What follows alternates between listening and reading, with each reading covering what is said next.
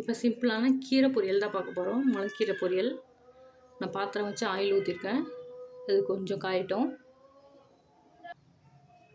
இப்போ இதில் கொஞ்சமாக கடுகு, உளுந்து சேர்த்துக்கலாம்.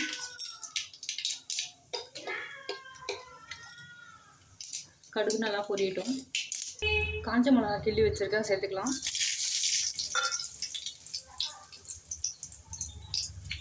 இப்போ வெங்காயம் கட் பண்ணி வச்சுருக்கேன், அதை சேர்த்துக்கலாம்.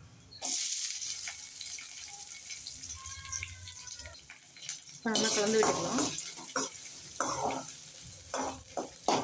வெங்காயம் ரொம்ப வதங்கணும்னு அவசியம் இல்லை, கண்ணாடி பதம் வந்தால் போதும்.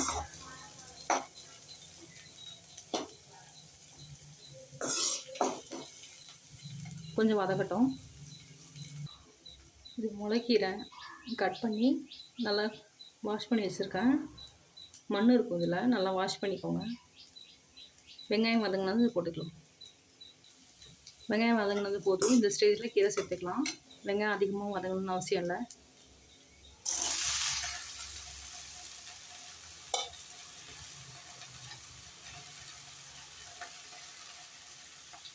இப்போ இதை மிக்ஸ் பண்ணிக்கலாம்.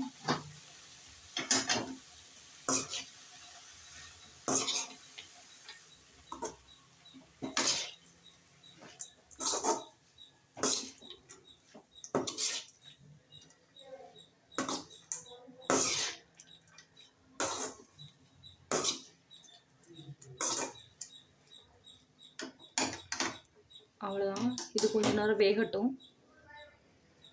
கீரை வேகிறதுக்கு கொஞ்சமாக தண்ணி தெளித்து விட்டுக்கலாம், நிறைய ஊற்றக்கூடாது.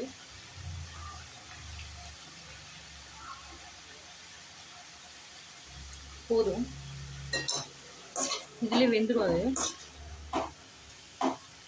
கொஞ்சம் வேகட்டும், தண்ணியெலாம் நல்லா வற்றட்டும்.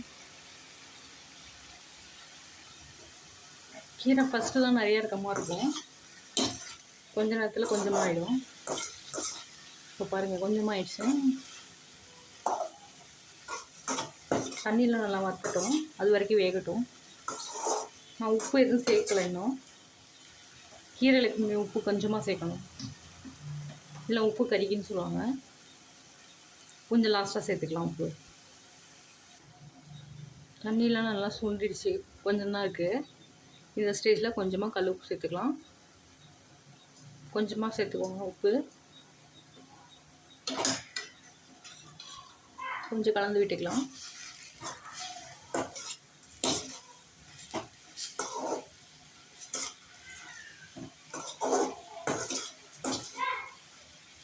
கொஞ்சம் இருக்குது தண்ணி, அதுவும் நல்லா வற்றட்டும்.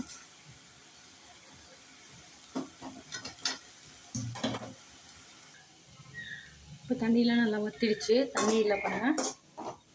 இப்போ இந்த ஸ்டேஜில் தேங்காய் போட்டுக்கலாம். திருவண்ண தேங்காய் உங்கள் தேவைக்கு எவ்வளவோ சேர்த்துக்கோங்க.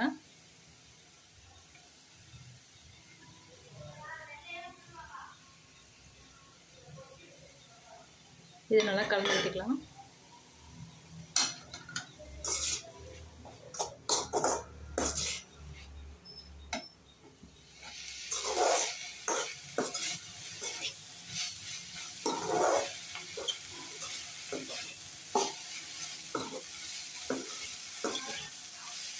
அவ்வளோதான், ரொம்ப சிம்பிளான கீரை பொரியல் ரெடி ஆகிடுச்சு. நீங்களும் உங்கள் வீட்டில் ட்ரை பண்ணி பார்த்துட்டு எப்படி இருக்குன்னு கமெண்ட் பண்ணுங்கள்.